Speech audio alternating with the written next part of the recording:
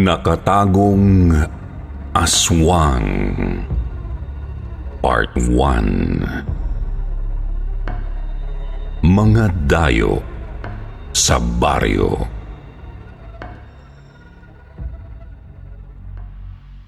Magandang gabi, Sitio Pangil.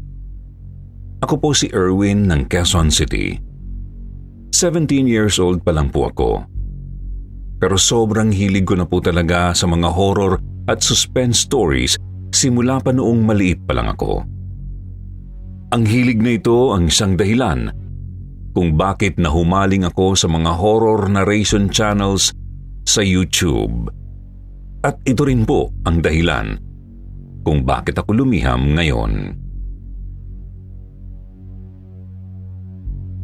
Meron po kasing isang lumang kwento na nagpasalin-salin na sa angkan namin at gusto kong ibahagi ito sa inyo. Ikinwento po ito sa akin ng aking lolo Teban nang magbakasyon kami ni nanay sa kanilang lugar. May 2 taon na ang nagdaan. Hindi ko na lang sasabihin ang pangalan ng mismong lugar basta isa po itong liblib na baryo sa may Batangas. Nasa paanan ng isang sikat na bundok at may malapit na ilog. Ilang metro mula sa ilog ay meron pong isang puno ng akasya na merong tree house. Isang tingin pa lang mula sa baba ay halata ko ng napakaluma na nito. Sira-sira na nga po ang sahig tapos hindi naligtas akyatin ng hagdan na gawa sa taling abaka.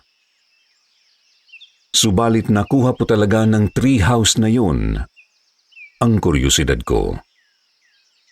Gusto kong makita ito ng malapitan. Ang ginawa ko, inakyat ko ang isang puno ng mangga na katabi ng matandang akasya. Pagdating ko sa taas ay napansin kong kita pala doon ang baryo.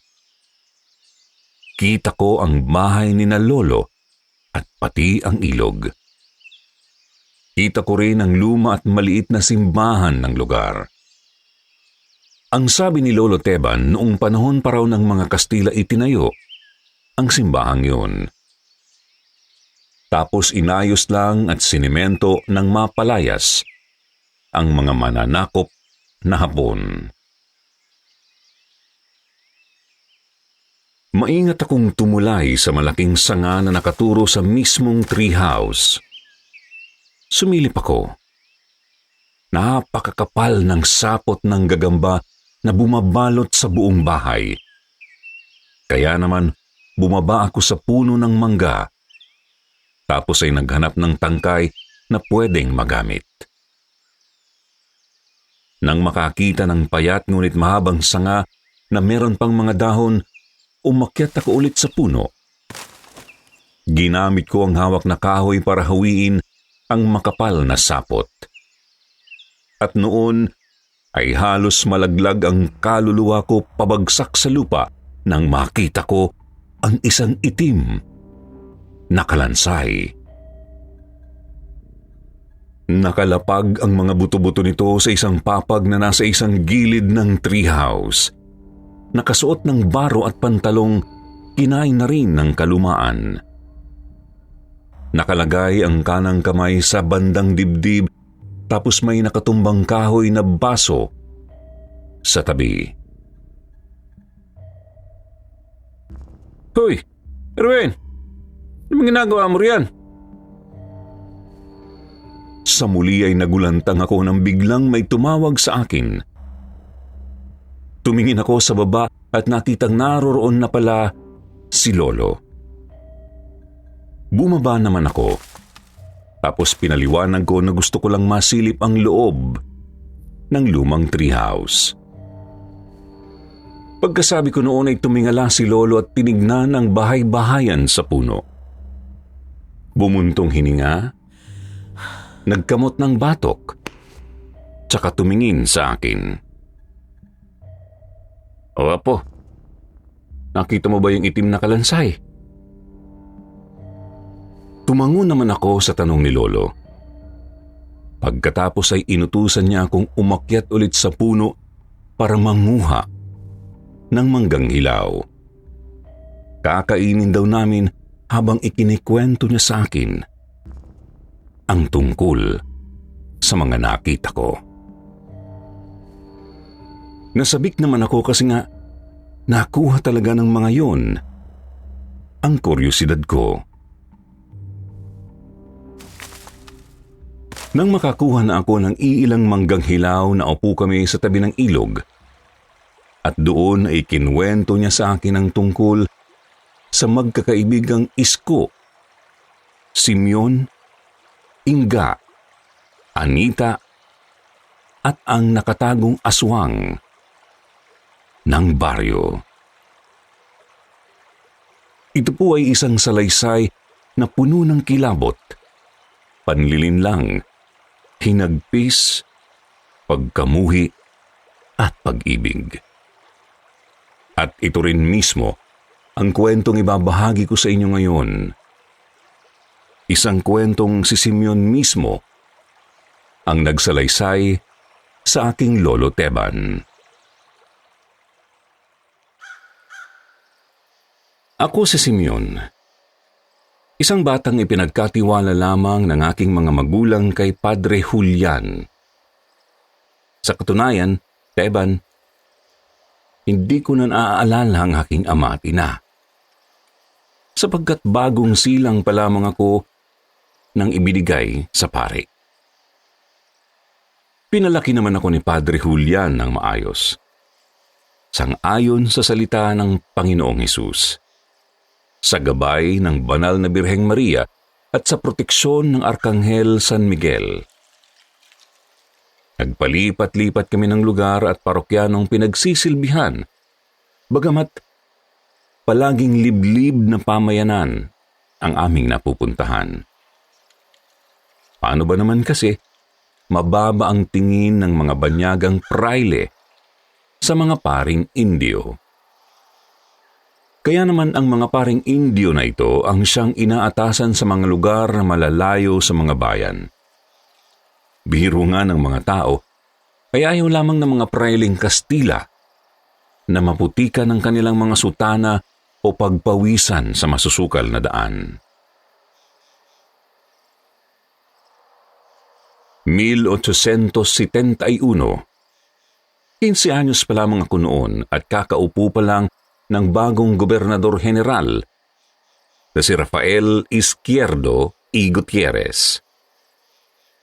Isang taon bago ang pag-aaklas na kinasangkutan ng 3 paring martir sa Cavite. Lumipat naman kami ng lugar ni Padre Julian. Kasama namin si Kuya Ekoy.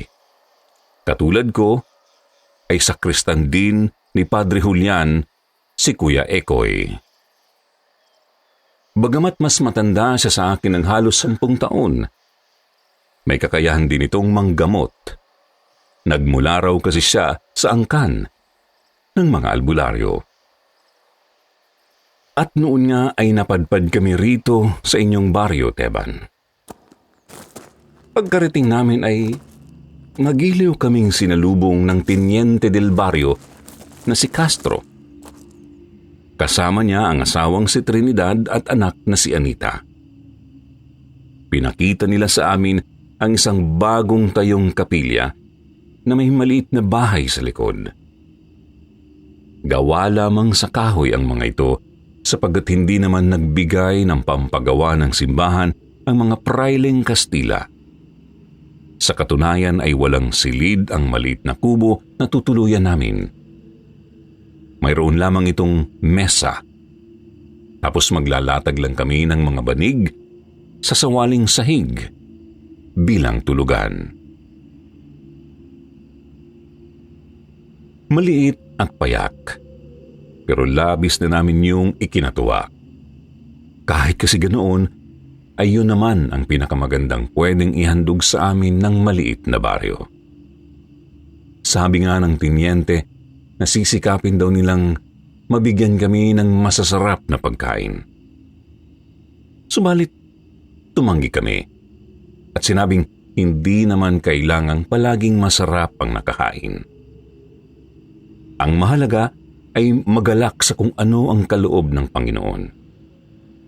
Isa pa, alam din naming hikahos din ang mga tao roon lalo't pagsasaka lang ang pangunahin nilang ikinabubuhay. Teban, sa mga unang araw namin doon ay naging masaya ang aming pananatili.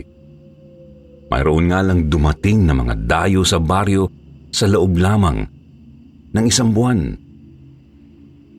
Marami-raming pangalan ang tatandaan mo sa mga sasabihin ko. Subalit pilitin mong huwag kalimutan dahil malaki ang kinalaman nila sa isinasalaysay ko.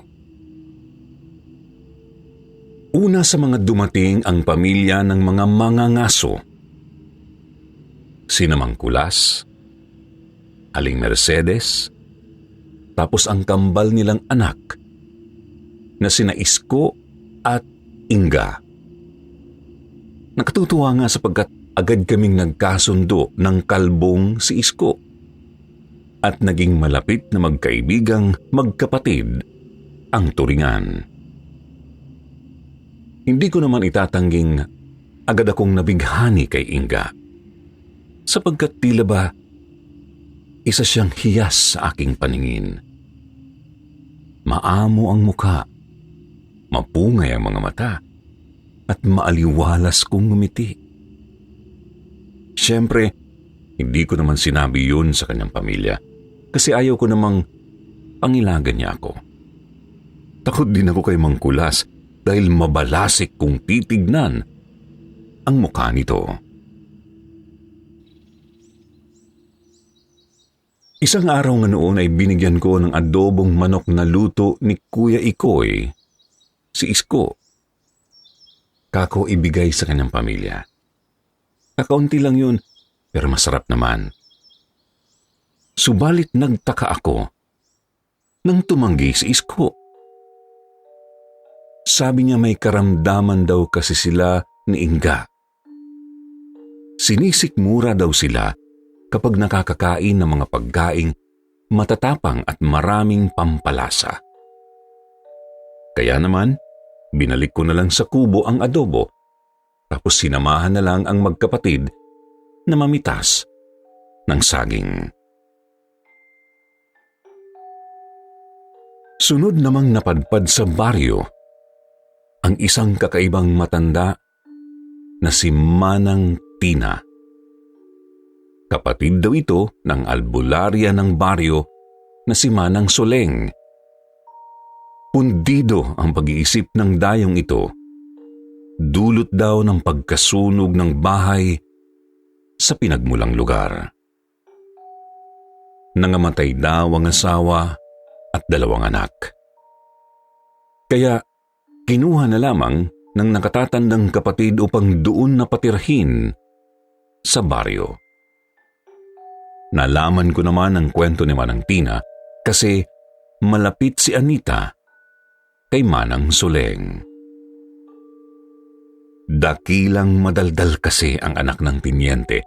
Kahit halos kaidaran lang din namin siya nina Isko at Inga. May kagandahan din naman si Anita, pero nakakabulahaw talaga ang kadaldalan. Hindi ko nga maunawaan si Kuya Ekoy kung paanong natitiis niya ang babaeng yun. Huli sa mga dayong dumating ay ang negosyanteng si Ginoong Feliciano. Mistiso raw ang kanyang ama, kaya naman lumulutang ang pagiging magandang lalaki nito.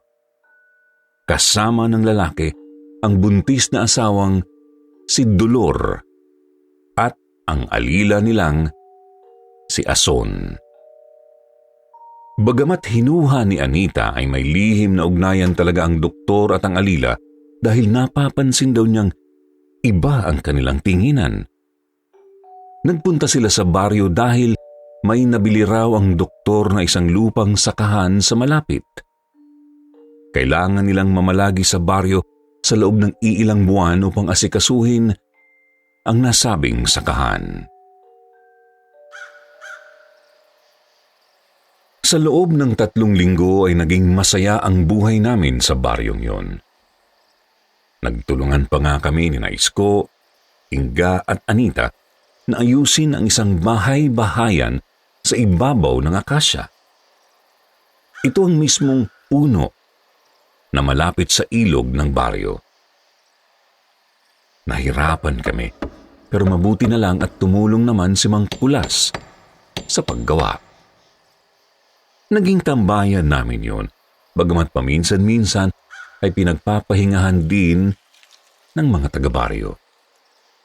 Madalas nga kaming nagpapalipas ng gabi doon ni Isko kapag walang ginagawa. Paano ba kasi? Napaka-presko ng hangin doon na nagmumula sa bundok at sa ilog. Tanaw din sa itaas ang iilang kabahayan ng baryo at maging ang kapilya. Isang araw, nakita kong nakaupo sa tabi ng ilog si Inga.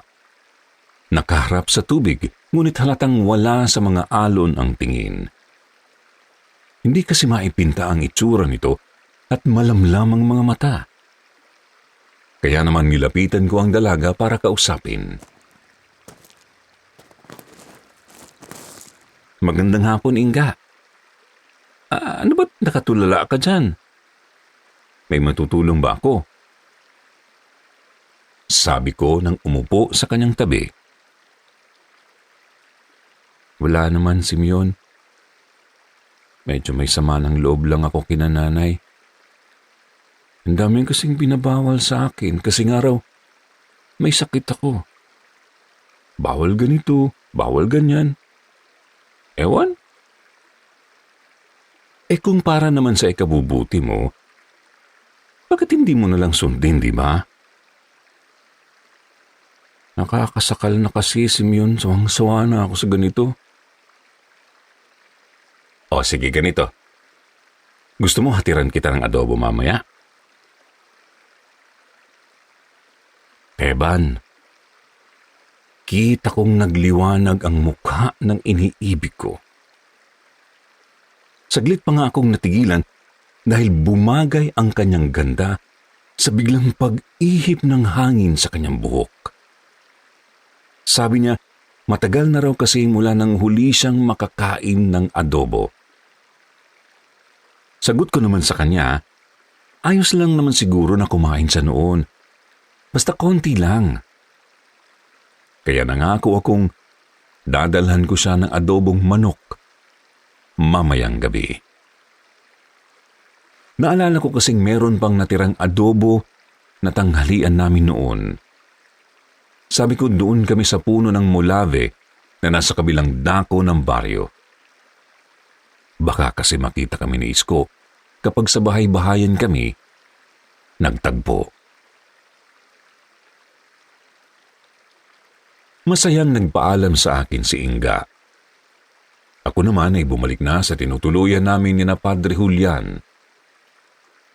Subalit, nagulat ako nang makitang pinalagyan pala ni Padre kay Kuya Ikoy ng matitibay na mga kandado ang pinto at mga bintana ng kubo. Tinanong ko ang pare, pero hindi naman ako sinasagot. Bagkus, sinabi lang niya sa aking huwag akong lalabas mamayang gabi. Kako, bakit naman hindi ako pwedeng lumabas? Gayong wala naman kaming gagawin matapos manalangin. Ang kaso, hindi na naman siya sumagot. Nabanaag ko na lang sa kanyang mukha ang pagkabahala sa kung ano habang hinahaplos ang palawit-kwintas niyang krusipeyong kahoy. Sumama ang loob ko kasi nga magtatagpo kami dapat ni Inga. Tapos hindi pala ako pwedeng lumabas ng kubo. Nasa isip ko noon, hindi pwede yun. Paano kung magtampo sa akin si Inga? Tapos baka hindi na niya ako kausapin, di ba? Kaya naman, Teban, gumawa ako ng paraan. Alam kong magagalit sa akin si Padre Julian, pero nadala talaga ako noon sa bugso ng aking damdamin. Hinintay ko silang makatulog ni Kuya Ekoy Nagbihis ng paborito kong barong dilaw, tapos ay maingat akong naglakad papunta sa may pinto. Nagising si Kuya Ekoy. Pero sinabi ko lang na tawag lang kako ng kalikasan. Ingat na ingat ako para hindi niya mapansin ang adobong binalot ko sa dahon ng saging. Hinayaan niya akong lumabas, ngunit sumunod siya sa akin. Nainis pa ako kasi baka hindi ko siya matakasan. Ngumiti nga lang ang swerte sa akin nang kumubli rin si Kuya Ikoy sa damuhan para maglabas ng kinain. Doon, dali-dali pero tahimik akong sumibat palayo. Halos kumalas na nga ang puso ko dahil sa nerbiyos. Kabadong baka mahuli at takot na baka hindi na ako nahintay ni Inga. Takot na nagkatotoo nga pagkarating ko. Wala kasi akong naabutang Inga sa may puno ng mulave. Yun nga lang ay wala rin akong makitang palatandaang pumunta siya roon kanina. Naisip kong baka hindi nakaalis sa kanila o baka nagdalawang isip sa binabalak ko. Napabuntong hininga na lang ako.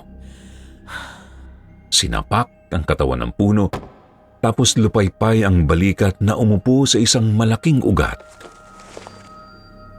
Nagpalinga-linga, pero wala talaga akong makitang Inga.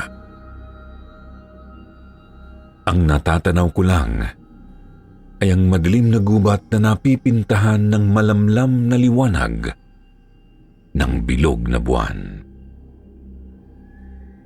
Umihip ang hangin, kaya't kumaluskos ang mga dahon at damo. Sinandal ko ang likod sa katawan ng puno, tsaka pinikit ang mga mata. Umaasang sana gisingin ako ng babaeng napupusuan ko.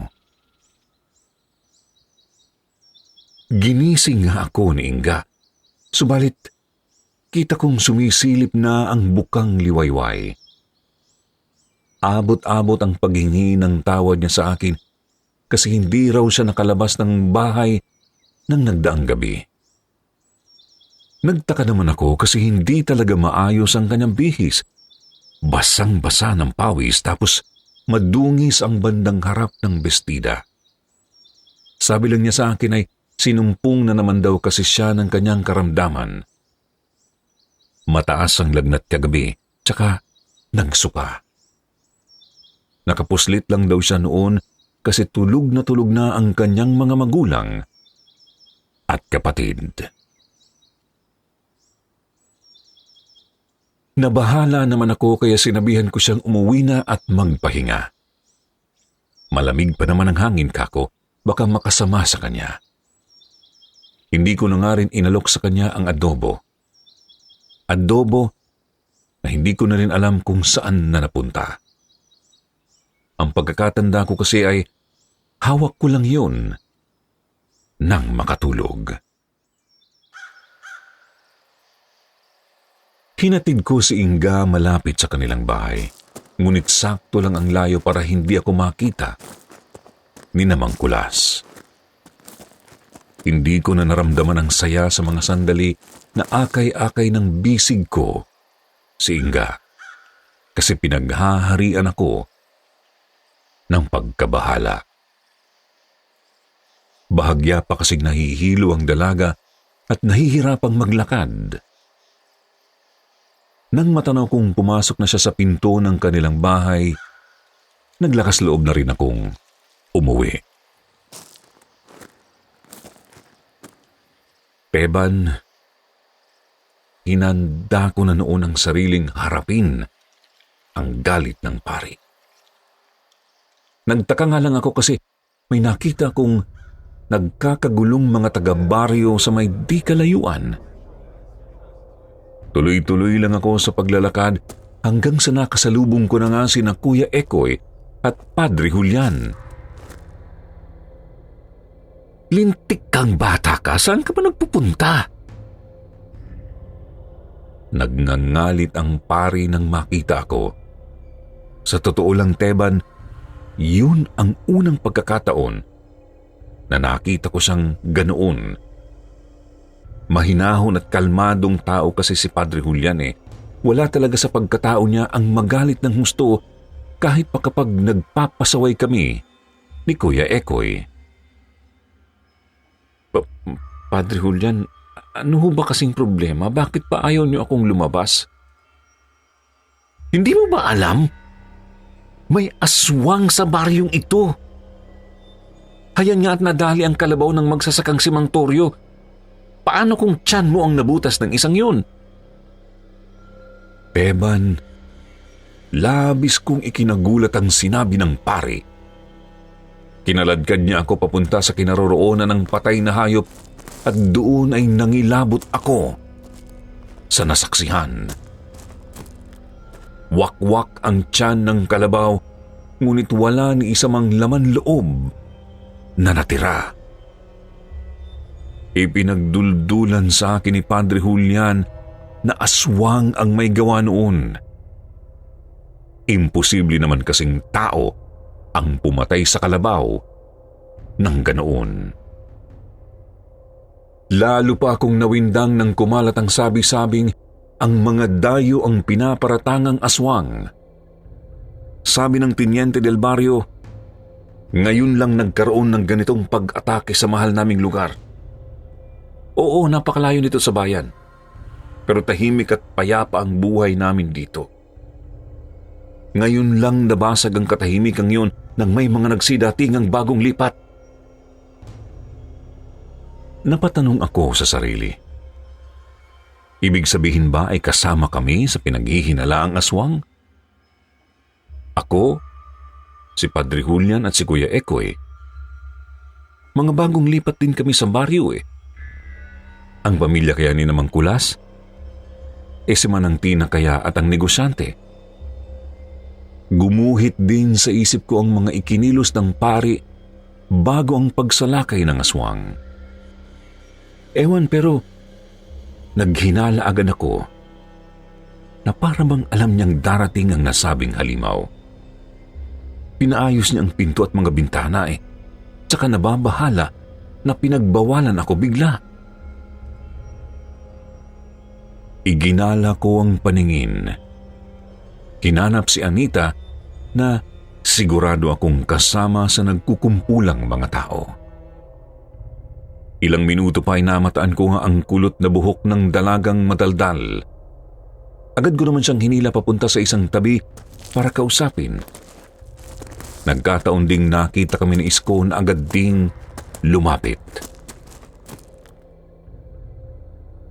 Anita, ano ba ang gagawin sa amin?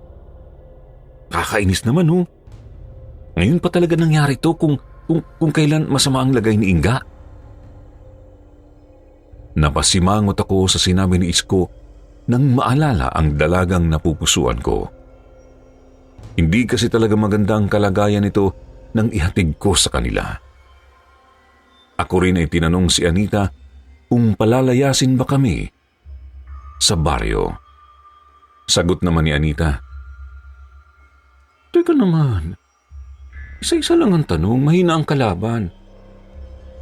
Una, sasabihin kong gusto naman ni tatay na mag-ingat sa pamamaratang. Mahirap naman kasi na may gawin siyang masamang hakbang na makasasakit sa mga dayo. Tapos, baka mali ang mapahamak. Sa pagkakaalam ko ay may gagawin namang pagsisiyasat. Tsaka, huwag kayong mag-alala ni Padre Julian, Simeon.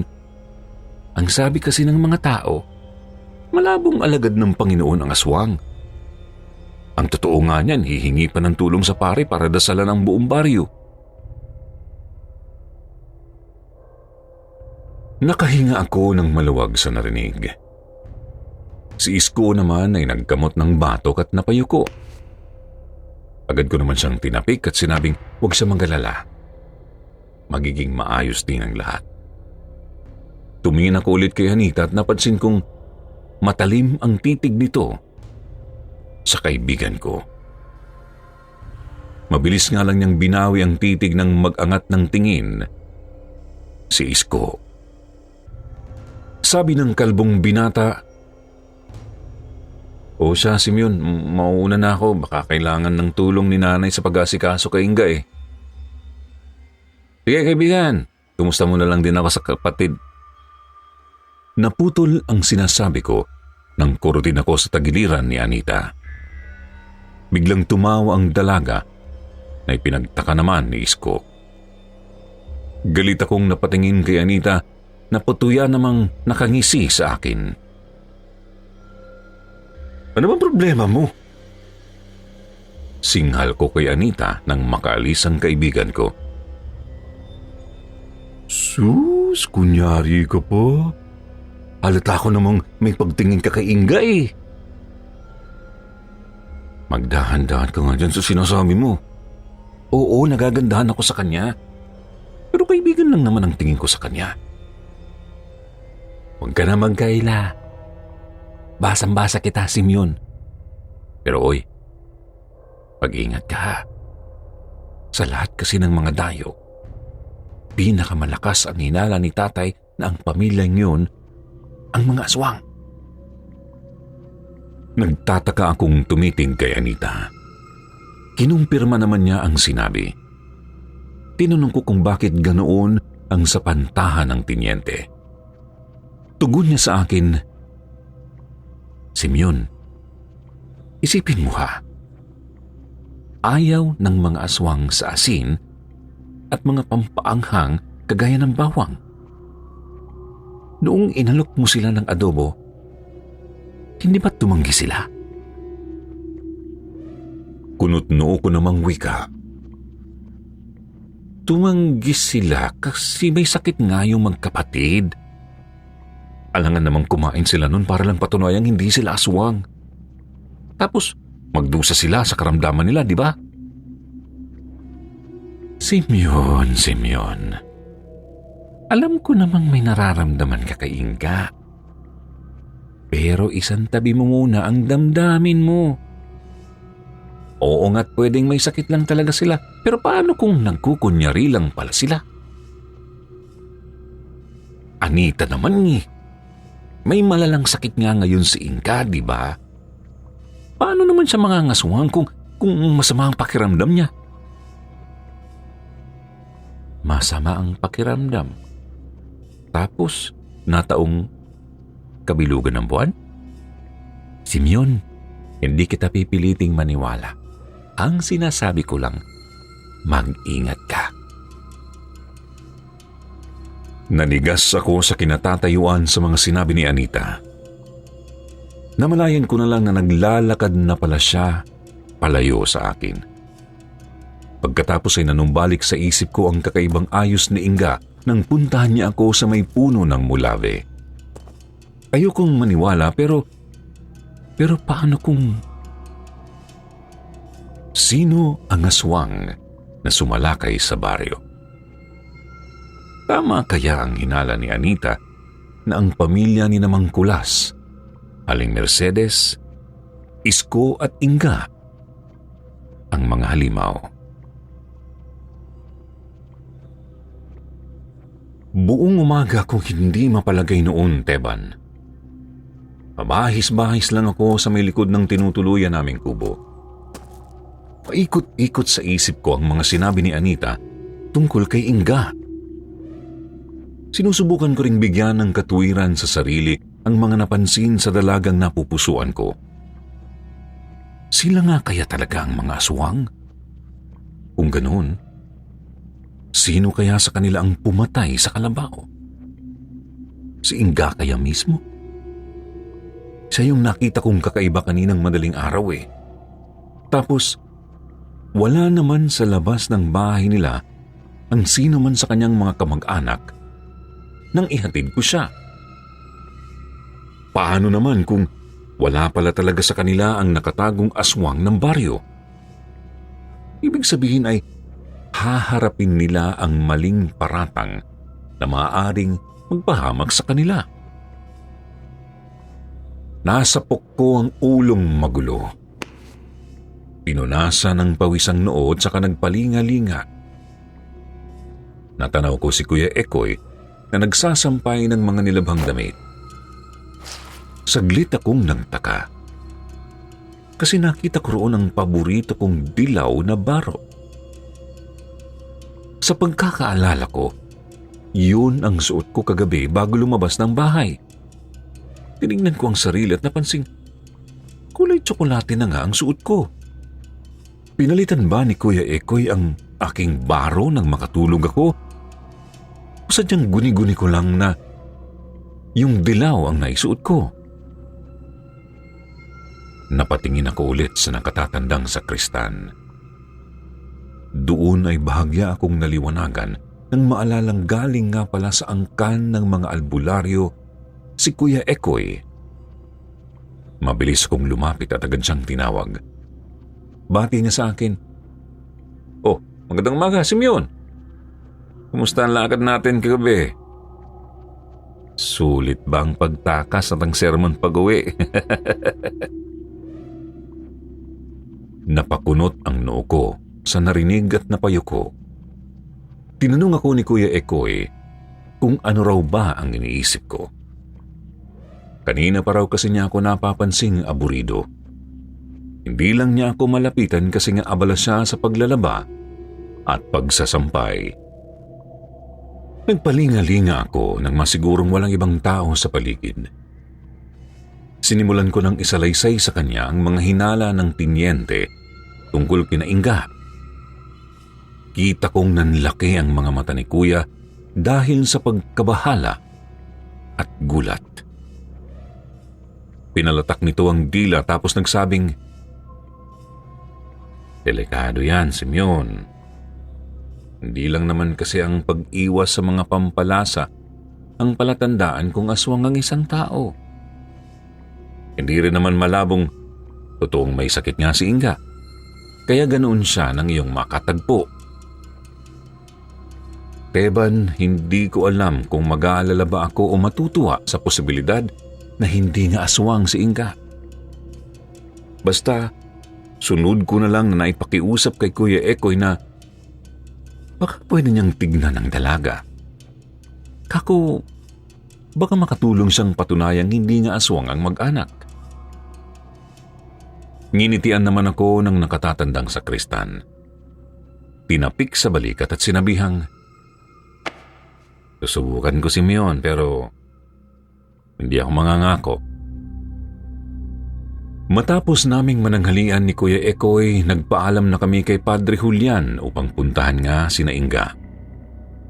Sumang-ayon naman ang pari bagamat pinaalalahanan niya kaming umuwi bago magtakip silim. Agad kaming dumiretso sa bahay ni Isko, subalit malayo pa lamang kami ay tanaw na naming may nagkukumpulang mga tao sa kanilang harapang bakuran.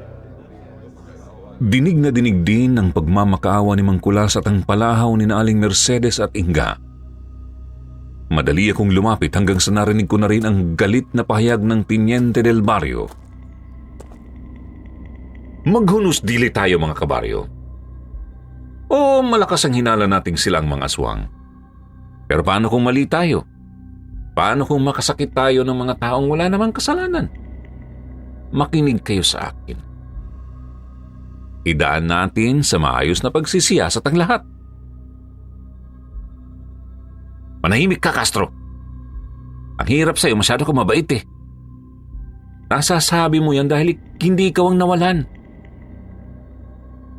Singhal naman ng magsasakang si Mang Torio kay Tiniente Castro. Ito yung magsasakang namatayan ng kalabaw dahil sa aswang. Sumigunda naman kay Mang Torio ang mga nagkukumpulang tao. Pinagdidiinan nilang kailangan ngang makulong man lang ang lahat ng mga pinagdududahang aswang. "Teka ho mga kapatid, tayo po muna ay huminahon. Huwag po tayong maging pabugso-bugso." Nagulat naman ako nang biglang magsalita si Kuya Ekoy nang makalusot na kami sa kumpulan ng mga tao. Agad ko ring nilapitan at kinumusta si Isko lalo na si Inga. Namumutla at nananamlay pa kasi ang dalaga, halatang hindi pa rin maayos ang kalagayan. At bakit ka naman nangingialam, Ikoy? Sigaw ni Mang Toryo sa kasama kong sakristan. Manong, makinig ho muna kayo sa akin. Sigurado po akong hindi ang pamilyang ito ang mga aswang. Nasabi ko naman sa inyong may kaalaman ako sa pagiging albularyo, hindi po ba? Kaya sigurado akong inosente ang mag-anak na ito. Hindi pa rin kumbinsido ang mga taga-baryo sa sinasabi ni Kuya Ikoy. Kaya naman naglabas siya ng maliit na botelya sa kanyang bulsa at ipinakita ito sa mga naroroon. Sinabi niyang langis iyon na hintura. Yun bang lana na kumukulo kapag may malapit na aswang? Sa pagkakataong yun ay hindi naman yun kumukulo. Patunay na hindi nga aswang, sinamang kulas. Koy, paano naman namin masisigurong lehitimong hintura yung hawak mo? Paano kung ordinaryong lana lang pala yan? Natigilan si Kuya Ikoy sa balik tanong ni Mang Toryo. Dugtong pa ng magsasaka. Umayag na lang kasi kayong ikulong o bantayan ng mag-anak na yan. Mamaya at hanggang bukas ng gabi. Bilog pa naman ang buwan, di ba? Bantayan natin kung magiging aswang ba ang mga yan o hindi. Tapos, tsaka tayo humusga. Tututol pa sana ang tinyente. Ngunit biglang sumabat si Mang Kulas. Kung yan ang makakapagpatahimik sa inyo, sige pumapayag po ako. Bantayan niyo po kami. Palibutan niyo ang bakuran namin, lalo na mamayang gabi. Siyasatin niyo kami hanggat gusto niyo. Ang hinihiling ko lang, huwag niyong sasaktan ang pamilya ko. Natahimik ang lahat. Maski ako ay napatitig sa umiiyak ng padre de pamilya habang tinatapik ko ang balikat ni Isko. Sumidhi rin ang pag-iyak ni Aling Mercedes at Inga sa narinig. Noon din ay napagkasundo ang babantayan nga ang bahay na mag-anak na Dayo. Naroroon ang Tiniente del Barrio, ang magsasakang si Mang Toryo, ang albularyang si Aling Suleng, tapos iilan pang kalalakihan. Naroroon din kami ni na Kuya Ikoy at Anita. Nang umalis na ang karamihan sa mga nagkukumpulang taga-baryo, nagsimula na si Aling Suleng na gamutin si Inga. Pinagdidiinan ng albularyang tama si Kuya Ikoy. Hindi nga aswang ang pamilya ni Mang Kulas. Nagpakulo siya ng kung anong halamang gamot, tapos pinainom ito sa dalaga. Makalipas ang kalahating oras ay nabawasan naman ang pamumutla ni Inga at naidlip na rin sa kanyang papag. Nang magtatakip silim na ay nagpaalam na kami ni Kuya Ikoy. Ayaw nga kasi ni Padre Julian na gabihin kami. Saglit na nagising si Inga noon, kaya hinawakan ko ang isa niyang kamay. Dinasalan at sinabihang, magtiwala ka lang sa Panginoong Hesus, Inga. Magiging maayos din ang lahat. Malilinis din ang pangalan ninyo. Natigilan ako sa tahimik, ngunit matamis na ngiting itinugon niya sa akin. Bagamat bahagya pa rin akong nag-aalala para sa kanya, at bago pa man kami umalis ni Kuya Ikoy, sinabi sa akin ni Inga, Simeon, bumalik ka bukas ha. Balikan mo ako. Ginagabihan, habang naghahapunan sa aming kubo, natanong ko kay Padre Julian kung sino sa palagay niya ang aswang. Sabi niya wag daw akong magalala dahil sigurado siyang hindi aswang si Mang Kulas. Ramdam daw kasi niyang mabubuting tao talaga ang mga ito. Ang mahalaga lang daw ay huwag ko siyang suwayin manatili lang ako sa loob ng aming kubo kapag gabi. Sinunod ko naman ang bili ng pare. Hindi nga ako lumabas ng kubo noon. Kinandado ni Kuya Ekoy ang pinto at mga bintana tapos ay natulog na kami. Mga bandang 4:00 naman ng umaga nang magising ako sa ingay ng mga tao sa labas. Napabalikwas ako ng bangon sa mga narinig, subalit napasapok sa ulo nang maramdamang napakasakit nito. Ramdam ko ring namamanhid ang kalamnan ko, imbang tipo ng pamamanhid na dulot ng mabigat na gawain. Nang marinig ko ulit ang mga nag-iingay at may naulinigang nagsabi ng aswang, pinilit ko na ang sariling tumayo. Agad kasing sumampal sa isip ko si Inga. Kako baka napano na siya ng pamilya niya. Wala sina Padre Julian at Kuya Ekoy sa loob ng kubo, kaya inayos ko na lang ang sarili. Hindi ko na nga naisip magalmusal. May nakitang iilang mga taling abaka na pakalat-kalat malapit sa pinto. Pinulot ko muna ang mga yon at isinantabi, tapos dumiretso palabas. Mabilis akong tumakbo papunta sa nagkakagulong mga tao at natukoy kong doon pala ito sa bahay ng negosyante. Nakita kong nasa labas si Ginoong Feliciano, umiiyak na wari bagay namatayan. Nagsusumigaw na, "Sino mang demonyong yan, hindi ko siya patatawarin. Papatayin ko siya. Papatayin ko ang lapastangang yan. Magbabayad siya sa ginawa niya sa mag-ina ko. Magbabayad siya." Lumapit pa ako hanggang sa napansing naroroon pala sina Padre Julian, Kuya Ekoy at Teniente Castro. Agad kong tinanong si Kuya kung ano ba ang nangyari. Sabi niya sa akin, "Por Diyos, por Santo Simeon, sinalakay ng aswang si Ginang Dolor. Yung buntis na asawa ni Ginoong Feliciano. Masyadong malagim ang sinapit ng ginang.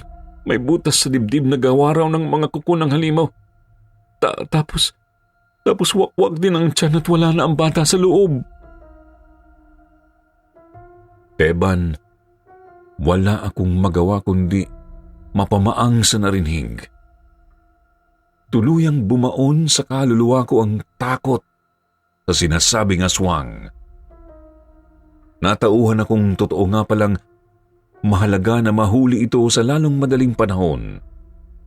Pakiramdam ko noon ay naunawaan ko na rin ang kilabot at pagkabahala ni Namang Toryo at ng iba pang mga taga-baryo. Teka, si Nenga, kumusta na po? Bigla kong natanong kay Kuya Ekoy nang maalala ang mga nangyari kahapon. Huwag mo na silang alalahanin. Hindi ba may mga nakabantay nga sa bahay nila kagabi? Wala naman daw lumabas sa kanilang bahay na mangyari ang pag-atake kay Ginang Dolor. Naroroon lang daw ang buong mag-anak sa loob. Kaya naman sigurado na si Namang Toryo na hindi nga aswang si Namang Kulas. Balita ko, wala na nga raw nagbabantay sa kanila ngayon eh. Kung ganun, sino? Sino ang pinaghihinalaan? Hindi ko na sigurado, Simeon. Ilang sandali pa ay tinawag na kami ni Padre Julian. Maghahanda na raw kami para sa misa para sa linggong iyon.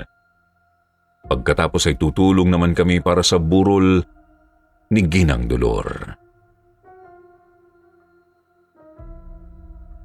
Bahagya pa akong nalungkot dahil mahihirapan akong humanap ng tiyempo para dalawin si Inga. Mabuti na lang at pinayagan naman ako ni Padre Julian na umalis ng mga bandang 10:00 ng umaga. Bumalik lang daw ako sa kapilya ng mga bandang 3:00 ng hapon. Dali-dali naman akong lumakad.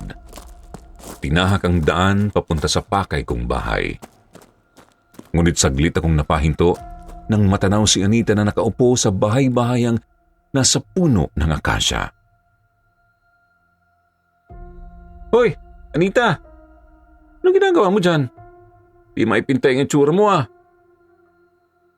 Tawag ko sa kanya habang nakatayo ako sa ibaba ng puno. Nilingon niya ako, tapos bumalik sa pangangalumbaba sa may gilid ng bahay-bahayan. Bahagya akong napaisip kung ano ba ang problema ng dalaga. Kaya pumanhik muna ako. Kahit naman kasi hindi ko gusto ang pagkamadaldal ni Anita ay tinuturing ko naman siyang kaibigan. Pagkaakyat ko ay agad ko siyang tinanong kung ano ba ang gumugulo sa isip niya. Ang kaso, sinabi lang niyang wag ko raw muna siyang guluhin. Kasi sa karaniwan ay hindi naman niya napipigil ang sariling bunganga. Nahinuha ko tuloy na malaki talaga ang problemang kanyang iniisip. Tumahimik muna ako para subuking hulaan kung ano nga kaya ang bumabagabag sa utak ni Anita. Subalit, bigla kong naalala ang nangyari sa asawa ng negosyante. Pangisi kong sabi sa dalaga, "Bakit nga pala wala ka sa kumpulan ng mga tao kanina?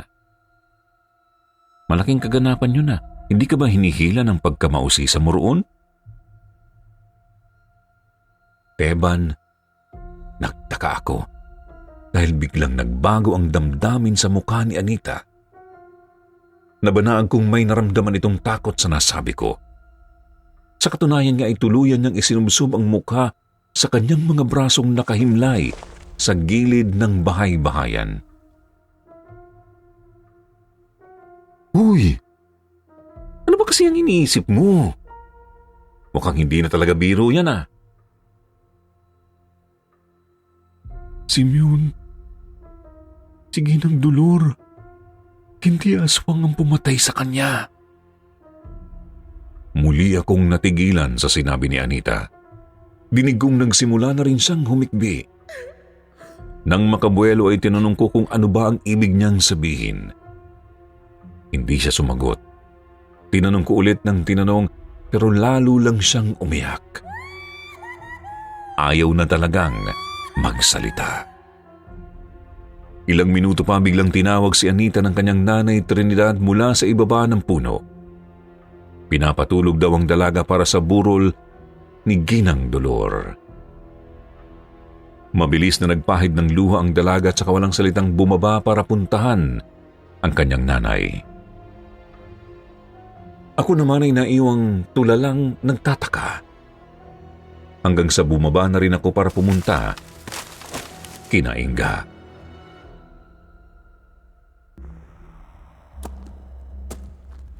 Pagkarating ko ay nadatnan ko si Manang Mercedes sa bakuran na kausap si Aling Soleng. Naroroon din si Aling Tina, ang kapatid ng albularya na may kapansanan sa pag-iisip. Patuloy pa rin kasi ang panggagamot kay Inga bagamat bumubuti naman na raw ang kanyang kalagayan.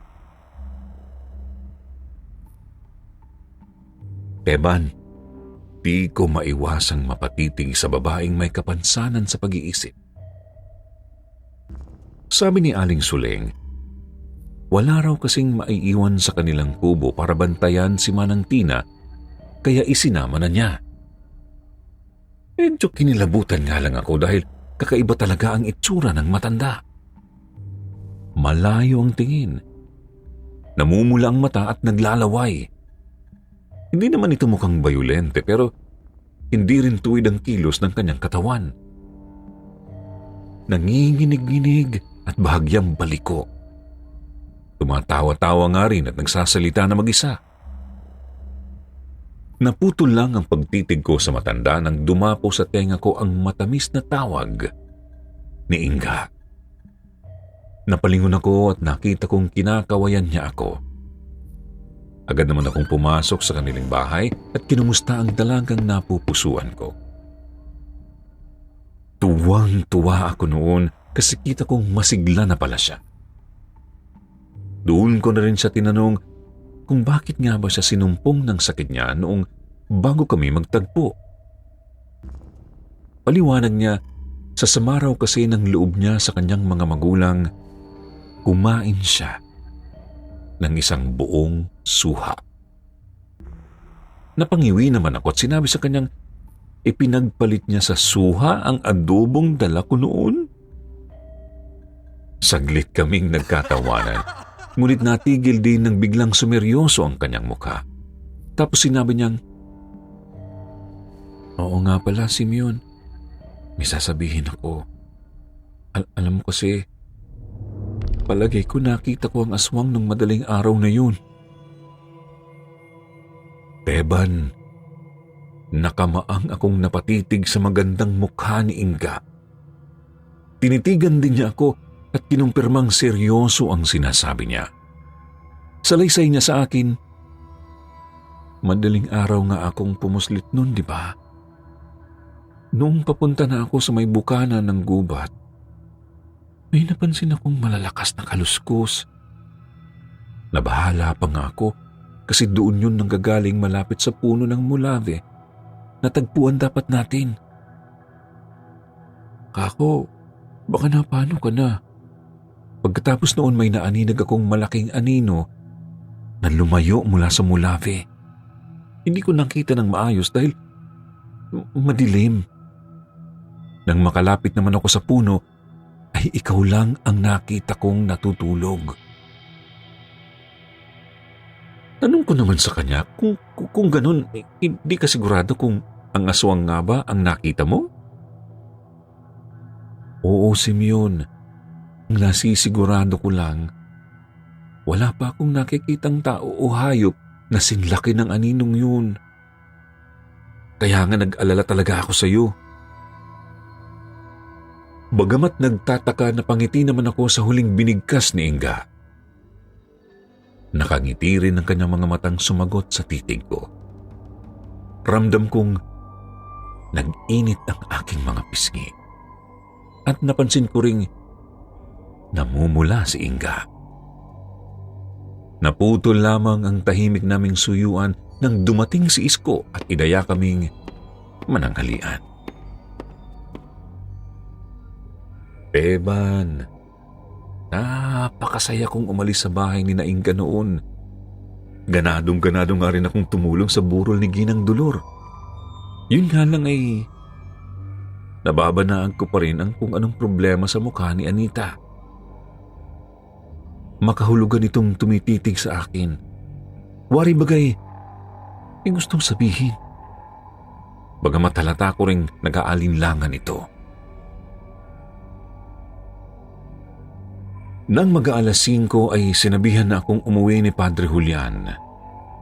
Nagtaka ako kasi marami pa namang kailangang gawin, lalo para sa panggabing panalangin. Isa pa, hindi naman siguro sasalakay ang aswang kung maraming tao, di ba? Gayunpaman ay mapili talaga ang pare, kaya sumunod na lang ako. Susunod din daw sa akin si Kuya Ikoy makalipas ang 1 oras. Palubog na ang araw nang maglakad ako pabalik sa tinutuluyan naming kubo. Ngunit malayo pa man ako ay nakita kong nakatayo si Anita sa ilalim ng isang puno. Makahulugan itong nakatitig sa akin. Kaya naman nilapitan ko. At doon nga ay dali-dali niya akong hinila papunta sa malapit na kakahuyan. Palinga-linga. Halatang sinisiguradong walang ibang tao sa paligid. "Anita, ano ba kasi ang ibig mong sabihin sa nabanggit mo kanina?" Tanong ko sa kanya nang maupo ako sa ugat ng isang puno. Siya naman ay pabahis-bahis sa harap ko. Tuluyan ang kumagat ang gabi noon. Madilim na sa kakahuyan at may bumabati na buwan. Huminto sa paglalakad-lakad ang dalaga. Bumuntong hininga at tumingin sa akin. "Simeon? Palagay ko, sina Ginoong Feliciano at ang alilang si Ason mismo ang pumatay kay Ginang Dolor." Napatayo ako sa narinig. Hindi manguya ng isip ko ang sinasabi ng aking kausap. Nangangatal akong humingi ng paliwanag kay Anita at sinabi niyang, "Ganito kasi, Simeon.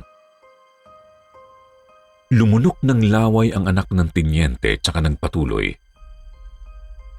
Hindi ba binabantayan ni Mang Toryo ang bahay ni Inga? Inutusan ako ni tatay kagabi na hatiran ng pagkain ng mag-anak at ang mga nakabantay sa kanilang bahay. Natagalan nga lang ako sa pag-uwi kasi nawili ako sa pakikipag-usap kina Inga.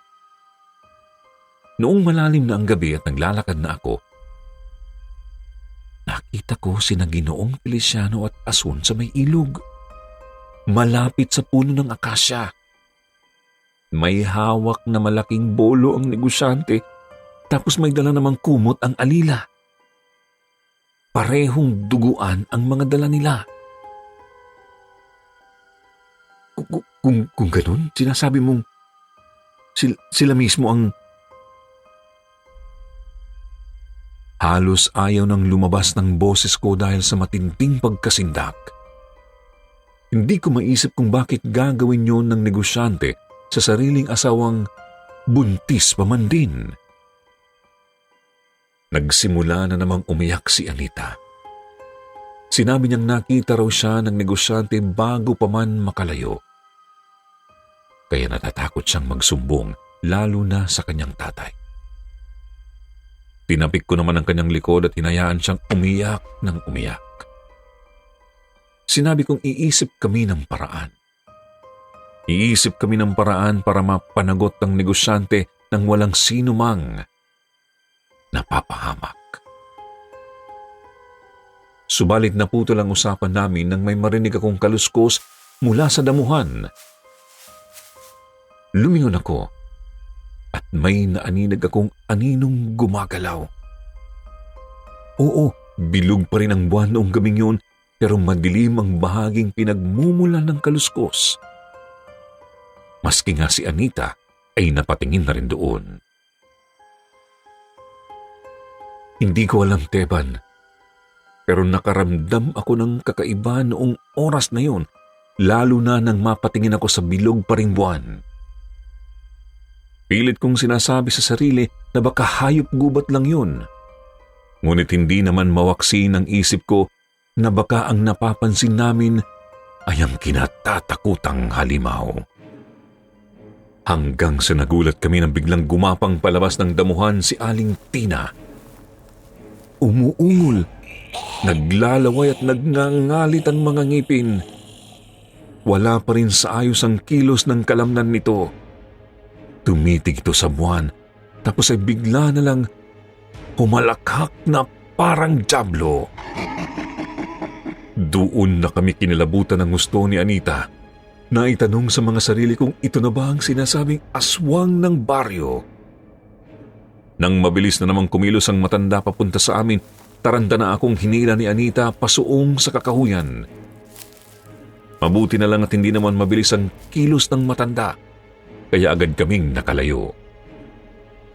Tanaw nga lang naming tuloy-tuloy pa rin ito sa paghabol sa amin kahit halatang hirap sa paggapang. Sa kamalas-malasan nga lang natisod ako sa isang malaking ugat na pagulong ng ilang ulit, nauntog sa isang bato at napatihaya sa ilalim ng buwan.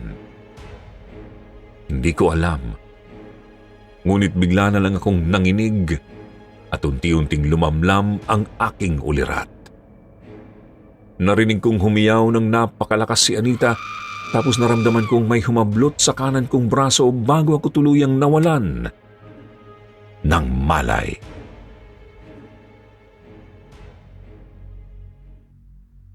Mapapahamak kaya sina Simeon at Anita sa kamay ni Aling Tina? Paano kaya malulusutan ng anak ng tinyente ang problema kay Ginoong Feliciano? Ano naman kaya ang nakita ni Inga sa gubat? Dumadami ang mga tanong na naghihintay ng kasagutan dito sa ating kwento. Kaya naman huwag din niyong kalimutang abangan ang mga susunod pang kabanata ng Nakatagong Aswang.